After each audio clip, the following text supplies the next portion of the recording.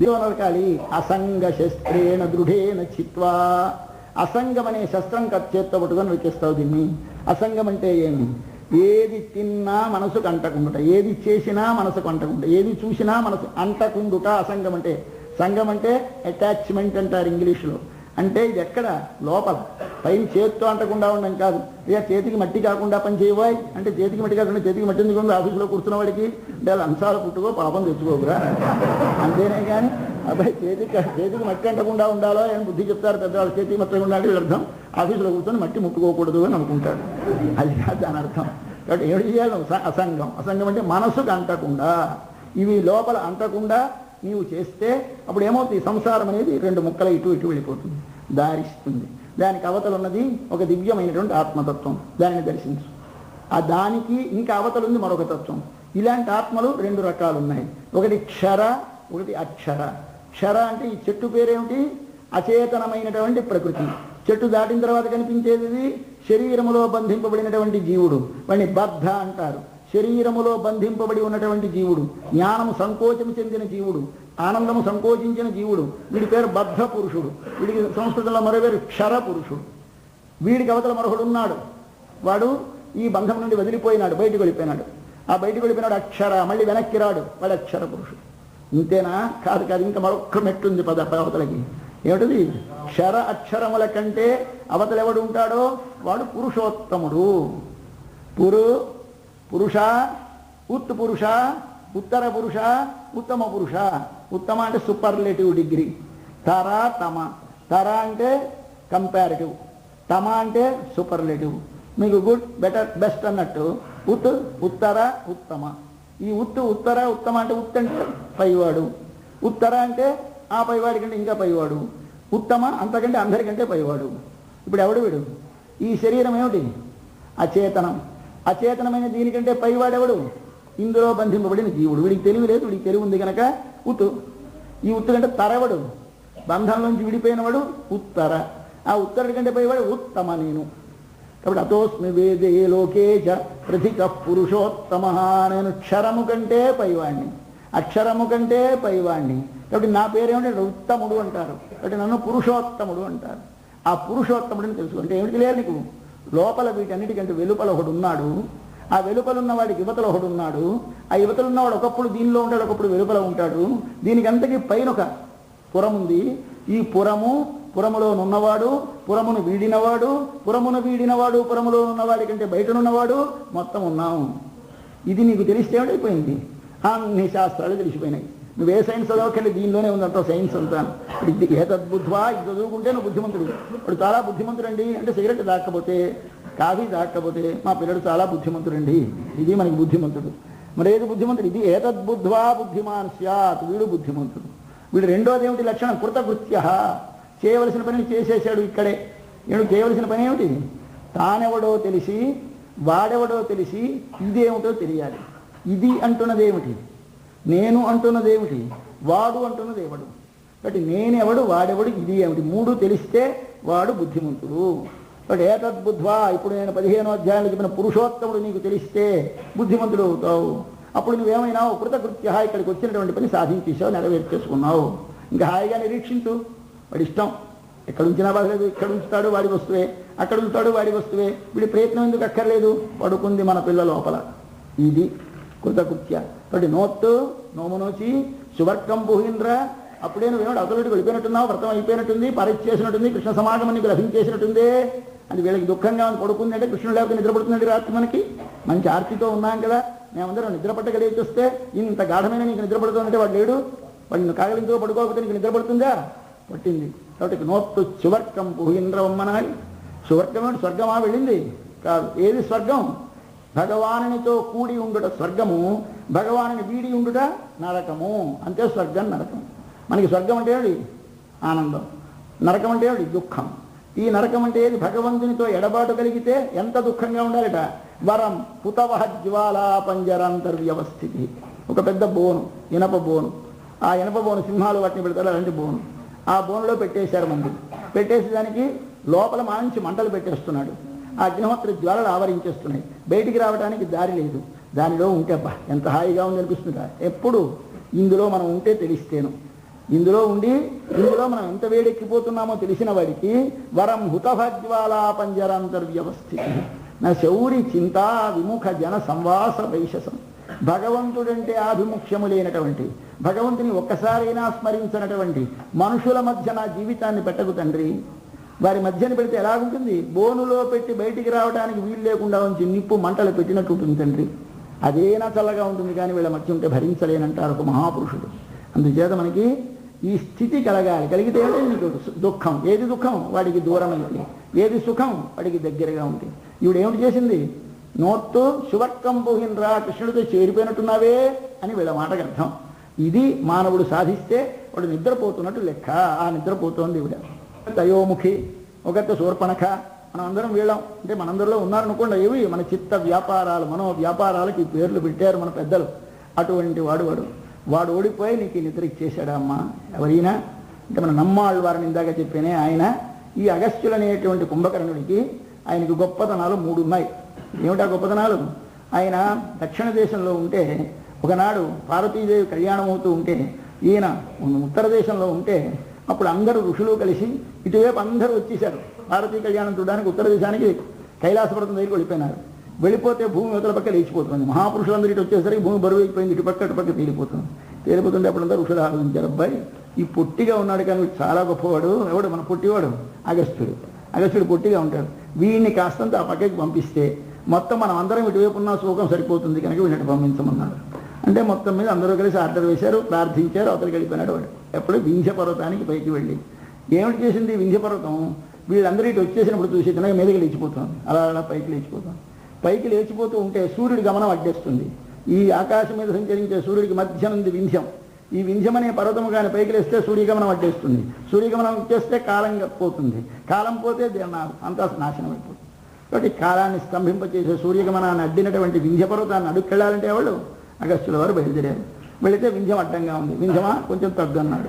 ఆయనకు మహత్తరమైన శక్తి అలవాటు తగ్గిపోయింది కొండ. మళ్ళీ నేను వచ్చేదాకా నువ్వు ఇలాగే ఉండన్నాడు. అంటే మరి ఇటు వచ్చేసాడు పాపం దక్షిణ దేశం నుంచి. మరి వెళ్ళలేదు, ఇప్పటికీ ఇటే ఉన్నాడు దక్షిణ ఎందుకు మన కోసం, లేకపోతే వింధ్యం మీదకి లేచిపోతుందేమో అని. కాబట్టి వింధ్య పర్వతాన్ని జయించిన వాడు అని ఆయన పేరు.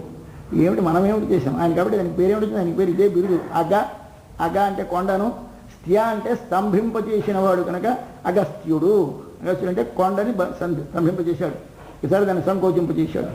అట్లాగే మనం కూడా ఏమిటి కావాలి? మన లోపల కొండలేస్తుంది, మన లోపల సూర్యుడు తిరుగుతాడు. ఎక్కడ? ఈ హృదయం అనే ఆకాశం ఉంది. ఈ ఆకాశంలో ఉన్నాడు ఒక సూర్యుడు. ఎవరు? జ్ఞానము కలిగినటువంటి భగవానుడు. ఈ భగవానుడు తిరుగుతూ ఉండాలి లోపల. తిరగడానికి ఏది అడ్డేస్తుంది? ఓ కొండ లేస్తే గమనం అడ్డేస్తుంది. ఏదా కొండ? అహంకారం అనే కొండ. నేనని అన్నిటికీ నేను బయలుదేరుతూ చూశారు. ఈ నేననేది ఒక పెద్ద కొండలా విజృంభిస్తూ ఉంటుంది. 4 అక్షరాలు వస్తే చిన్న కొండ బయలుదేరుతుంది, 4 డబ్బులు వస్తే మరికొంచెం కొండ బయలుదేరుతుంది, కాస్త ఉత్తమమైన కులంలో పడితే మరో కొండ. ఇలా శిఖరాలు పెరిగిపోతున్నాయి మన లోపల. ఈ నేననేటువంటిది పెరుగుతుంది. ఆ అగం అనేటటువంటి కొండని, అహంకారం అనే కొండని స్తంభించాలి. అట్లా స్తంభింపజేసిన వాడెవడు? అగస్త్యుడనే ఋషి. మనకెవరు? మన నమ్మాళ్ళవారు. ఈయనకి నేను తెలియదండి పాపం. ఎంతసేపు స్వామి ఇప్పుడు స్వామి తప్ప ఆయనకి నేను అన్నాడు. ఎక్కడ తిరువాయుడు చదివితే, మీరు ఆయన ప్రబంధాలు చదివితే సేపు ఆయన గోళే, ఆయన గొప్పలే చెప్తాడు. కాబట్టి ఈయన కుంభకర్ణుడు. రెండోది ఆయన ఏమిటి చేశాడు? ఈసారి ఆయన ఒడ్డు సముద్రం ఒడ్డున ఉంటే వారి ఆశ్రమం సముద్రం పొంగి ముంచేసింది. ఓహో అలాగా, సముద్రాన్ని ఏముందిలే తోడేస్తానన్నాడు. దేంతో? ఇలా తీశాడు. ఓం కేశవాయ స్వాహ, ఓం నారాయణాయ స్వాహ, ఓం మాధవాయ స్వాహ 3 సార్లు గుర్తుకొని అయిపోయింది. సముద్రంలో మరి నీళ్లు లేవు. ఏమిటి చేశాడు? మూడు సార్లు తీసి తాగి సముద్రాన్ని ఇంకింపజేసేసాడు. అలాంటి వాట మన ఆళ్వారు. ఏమిటి ఇంత తాగాడు? భగవంతుని యొక్క స్వరూప రూప గుణ విభూతులను ప్రతిపాదించేటువంటి దివ్య జ్ఞానప్రదమైనటువంటి వేద రాశినంతని అలా అపోషణం పట్టేశాడు ఈయన. ఎందులో అపోషణం పట్టేశాడు? 3. ఏమిటి 3? కలపండి ఒకసారి. ఓం వచ్చేసింది. ఈ ఓం చెప్పాలి. ఆ ఓం ఎక్కడుంది? సూర్యుడిలో ఉంది. సూర్యుడిలో ఉంటే ఏం చేయాలి? దానికి ఒక చిన్న పేరు ఉంది. సూర్యుడిలో ఉండేటువంటి పురుషుడికి ఏమిటి పేరు? ఉత్ అని పేరు అని ఉపనిషత్తు చెప్పింది. ఛాందోగ్యోపనిషత్తు. సూర్యుడిలో ఉండే పురుషుడి పేరు ఉత్. ఉత్ అంటే అన్నిటికంటే పైకి లేస్తాడు. పొద్దున్న సూర్యుడు ఉదయిస్తాడు. ఉత్ అంటే పైకి వస్తాడు. అస్తం కిందకి. ఉత్తు అస్తం. ఈ ఉత్తు పైకి వచ్చేటువంటిది వాడి పేరు ఏమిటండి అంటే సూర్యుడి పేరు ఉత్ అన్నారు. ఆ ఉత్తులో ఇది తిరువాయుడు ఒక ప్రబంధానికి మొదటి పాశురం అంటే, చివరి పాశురం తు అంటే ఒక 1102 పాసురాలంటే పాటలు రాశాడు. ఎంత అందంగానో పెడతాడు. మొదటి పాసం ఉయర్వర ఉయర్నల ముడయవన్ యవనవన్ ఊ మొదలు పెరక్కాడు. చిట్ట చివర ఉయర్ందే అని చిట్ట చివర మళ్ళీ దే తే అంటే తా, వాళ్ళ భాషలో దా లేదు, మనం పలుకుతాం దే కానీ వాళ్ళకి తాతో పూర్తి చేశాడు. ఊ తు మొదట చివర పెట్టాడు. ఇదండి ఆ దేవుడి పేరు. అప్పుడు సూర్యుడిలో ఉన్నాడు పేరు ఏమిటి? ఉత్. ఆ ఉత్ అనేటువంటి అక్షరాలు 2 అక్షరాలు పట్టుకున్నాడు. ఏమిటి చేశాడు? ఇంత వేదరాశిని, వేద ప్రతిపాద్యమైన భగవాను 2 అక్షరాలలో తన లోపలికి పట్టించుకున్నవాడు కనుక మన నమ్మాళ్ళవార్లు అన్నిటికంటే అచేతనము కంటే చేతనుల కంటే పైకి లేచి ఉన్నటువంటి కృతకృత్యుడైనటువంటి వాడి స్థితిలో ఉన్నాడు కనుక ఆయన ఉత్ పురుషుడు. అటువంటి మహానుభావుడు. కాబట్టి ఆయన్ని అగస్త్యుడితో పోల్చారు. ఇది 2వ విజయం.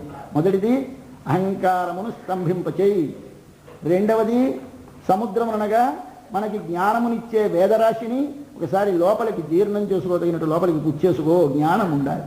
జ్ఞానం ఉంటే అహంకారం కలగకూడదు, అహంకారం లేకుండా జ్ఞానం కలగాలి భగవద్ అనుభవానికి. 3వది ఏమి రావాలి? అగస్త్యుల వారి ఆశ్రమం దగ్గర కొందరు రాక్షసులు ఉండేవారు, 2 అన్నదమ్ములు, వాతాపి ఇల్వలుడు అని. వీళ్ళిద్దరు రాక్షసులు అక్కడ ఉన్నటువంటి ఋషులందరినీ రోజు ఒకరిని భక్షణ చేస్తూ ఉండేవారు. ఏమిటి రోజు వచ్చేవాడు ఇల్లోలుడనే ఆయన ఒక ఆయన వచ్చేవాడు. ఆయన అయ్యా రేపు వాడిద్దరు బ్రాహ్మణ వేషంతో ఉండేవారు, మా ఇంట్లో రేపు శ్రాద్ధం ఉందండి, మీరు భోక్తగా రావాలి. బ్రాహ్మణుడు ఎవడైనా సరే శ్రాద్ధం పెట్టుకుంటాం, మా ఇంటికి వచ్చి కాస్త మంత్రం చెప్పండి లేదా ఏదైనా కొత్త పుచ్చుకో అంటే పుచ్చుకొని అనకూడదు, అంటే భోజనానికి వెళ్ళవలసిందే. వెళ్ళనంటే వాడికి పాపం ముందు, పెట్టని వాడికి పాపం కాదు, పెడుతున్న వాడికి వెళ్ళి నువ్వు భోక్తగా వెళ్ళకపోతే పాపం. కాబట్టి వెళ్ళాలి. అలా ఒక్క ఋషిని ఒకనాడు పిలుస్తూ ఉండేవారు. పిలిస్తే ఈ వాతాపి ఏమిటి చేసేవాడు? ఆ రోజులలో మాంసం కూడా తద్దినాల్లో పెట్టాలి. కొన్ని రకములైన జంతువుల మాంసం పెట్టవచ్చు. ఆయన ఒక మేకని తీసుకొచ్చి చంపి దాని మాంసం పెట్టేవాడు. పెడితే ఈ మేక ఎవరు? అసలు మేక కాదు, మన వాతాపి అన్నవాడు మేక అయిపోయేవాడు. అయిపోయి వాడు వచ్చేవాడు, వాడిని వధించేసి మాంసం పెట్టేసేవాడు. వాడికి ఎంత శక్తి ఉంది అంటే ఆ లోపల ఉండి మళ్ళీ తన మామూలుగా కలిసిపోయి మళ్ళీ మేక అయిపోగలడు. అంతటి శక్తి గలవాడు. లోపలికి నేను తినేసేవాడు. తినేసిన తర్వాత వీడు పైన కూర్చొని ఇల్వడు ఆ తీర్థం ఇచ్చేసేవాడు. ఆఖరిని తృప్తి పడ్డాననేవాడు. అని తర్వాత వాతాపే ఆగచ్చాను, వాతాపి బయటికి రానివాడు. అంటే వీడు ఈయనెంత తెలివైనవాడు. మన అందరూ వెళ్ళారు, చచ్చిపోయినారు చాలామంది ఋషులు. చూశాడు మన పొట్టివాడికి పుట్టాడు బుద్ధుడు. వెళ్ళి సరే వాడు పెట్టాడు. పెట్టగానే తినేశాడు. తినేసేవాడు బయటికి రా అనే లోపుని కడుపు రాసేసుకొని జీర్ణం అనేసాడు. అనేస్తే వీడు జీర్ణం అయిపోయినాడు. అంటే మన పిల్లలకి పాలు పోసి ఏమిటి చేస్తారు? వాతాభిజీర్ణం పూర్వం అని వారు ఇప్పుడు తెలియదు మన కాళ్ళకి. వాతాభిజీర్ణం అంటారు. అంటే ఆనాడు అగస్త్యుడు వాతాపిని ఎలా జీర్ణం చేసుకున్నాడు, మా బాబు తాగిన పాలు వాడి పొట్టలో జీర్ణమవుగాక అని ప్రార్థిస్తాం. అందుచేత ఈయన 3వది ఏం చేశాడు? మృత్యువుని జయించాడు. మొదటిది అహంకారం అనే కొండను స్తంభింపజేశాడు. 2వది జ్ఞానం అనే సముద్రమును ఆపోషణం పట్టాడు. 3వది మృత్యువునే జయించాడు. అటువంటి వాడు మన నమ్మాళ్ళవారు. ఈ నమ్మాళ్ళవారు కుంభకర్ణం. ఆయన నీకు ఇచ్చేసాడమ్మా ఈ నిద్ర, లేక ఆ కుంభకర్ణుడు ఇచ్చాడా? ఒకడు ఇక్కడ లంకలో కుంభకర్ణుడు, ఒకడు జ్ఞానములో కుంభకర్ణుడు. మరి ధరిచ్చారా? తోత్తమునక్కే పెరుంతు వెళ్తాం తందాను ఆత్త అనందరుడయాయ్. ఏమిటమ్మా అంత బద్ధకం? భగవదాదేశం చేత వచ్చిన బద్ధకం గొప్పది మామూలు బద్ధకం కంటే. మామూలు బద్ధకం వదిలేస్తుంది, అది వదలదు. అలా లోపల భగవదనుభవం అనుభవించేవారు ఎంతసేపు అలా కూర్చోవాలని ఉంటుంది, లేవాలని ఉండదు. అలా దేవతార్చన కలరు. ఎంతసేపు ఈ దేవతార్చన మనకు అనిపిస్తుంది, ఎంతసేపు ఈ జపం అనిపిస్తుంది, ఇలా దర్శిస్తుంటే వదలలేదు. కాబట్టి వారికి ఉండేటువంటి జాడ్యం చాలా గొప్పది.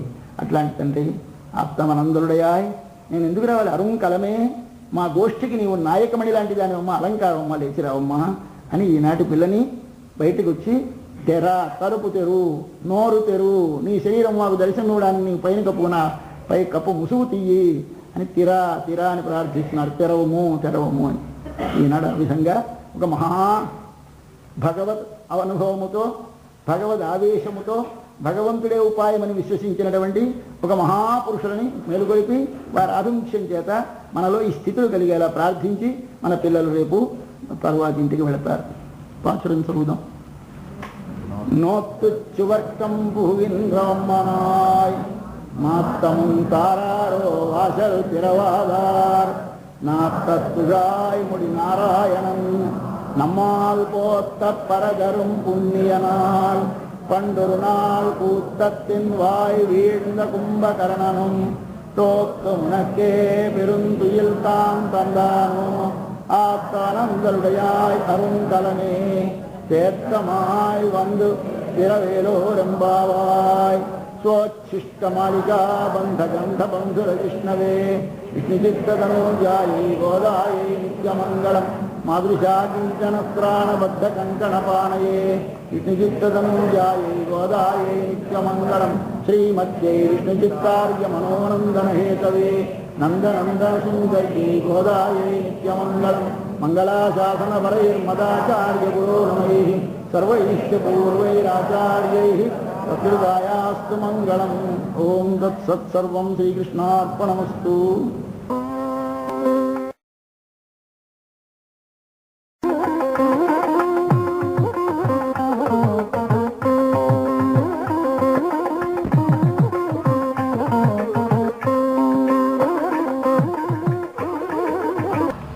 శ్రీ శ్రీ శ్రీ త్రిదండి శ్రీమన్నారాయణ రామానుజ చిన్నజీర స్వామి వారి అనుగ్రహించే నాకు కలిగించిన ఈ మహాభాగ్యం,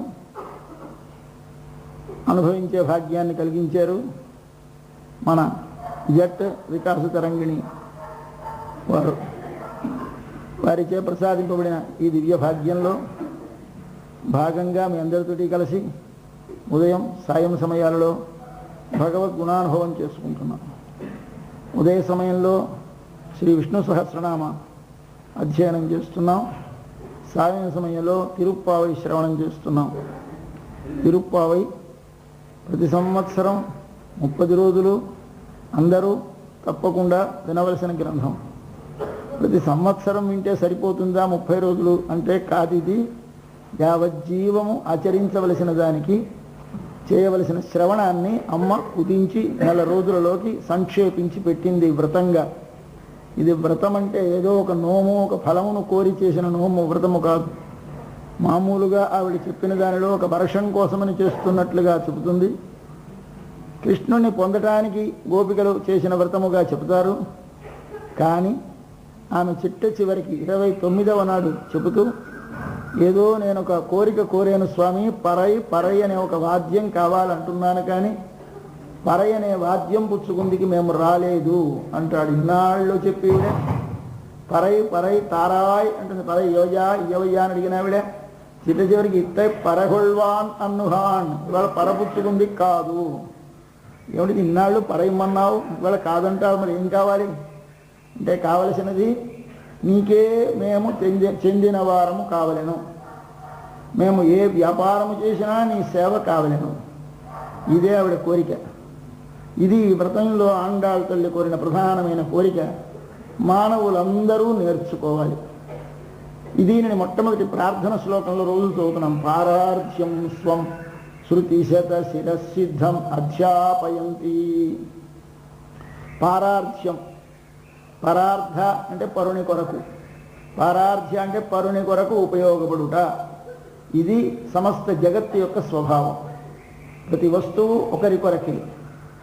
అయితే మనకి సర్వేశ్వరుడు జ్ఞానం ఇవ్వడం చేత జ్ఞానము లేని వస్తువు తెలియదు కనుక తనను ఒకరు ఉపయోగించుకుంటే ఊరుకుంటుంది. జ్ఞానము కలిగిన మనమే అన్నిటినీ ఉపయోగించుకుందాం, ఒకరికి మనం ఉపయోగపడడం ఏమిటి అని స్వతంత్రులమని భావిస్తున్నాం, స్వార్థపరులమవుతున్నాం. కానీ మనము స్వార్థపరులం అవ్వటము అజ్ఞానం, స్వతంత్రులం అనుకోవడం అజ్ఞానం. ఎవరైనా చంద్రుని వెన్నెల ఎలాగైతే చంద్రుని కోసం కాదో, మల్లెపువ్వు వాసన ఎలాగైతే మల్లెపువ్వు కోసం కాదో, మన కోసము, అలాగే మనం ఎవరి కోసం, మనము మన కొరకు కాదు. మనకి ఈ శరీరాన్ని సర్వేశ్వరుడు ఇచ్చినది ఎందుకు ఇచ్చాడు? మంచి చిత్రమైనటువంటి ఆశ్చర్యకరమైనటువంటి ఇంద్రియములతో ఇంత మంచి శరీరాన్ని ఎందుకు ఇచ్చాడు అంటే ఈశ్వరాయ నివేదితం, ఈశ్వరాయ సర్వేశ్వరుని కొరకు నివేదన చేయడానికి. ఇదే రోజు మనం ఆరాధనలో చేసే నివేదన. నివేదన అంటే ఇక్కడ పెట్టినటువంటి అన్నం పప్పు లేదా చక్కెర పొంగలి కాదు నివేదన.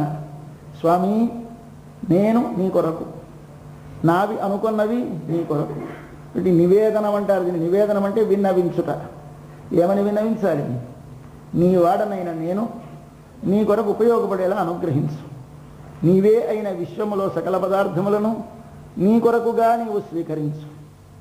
అయితే ఇవి మనవే కానీ మనవి కావని లోపల ఎరిగి మనవిగా ప్రవర్తించాలి. ఇప్పుడు జీవితంలో 2 భాగాలు, బాహ్యం ఆంతరం బాహ్యమైన ప్రవర్తన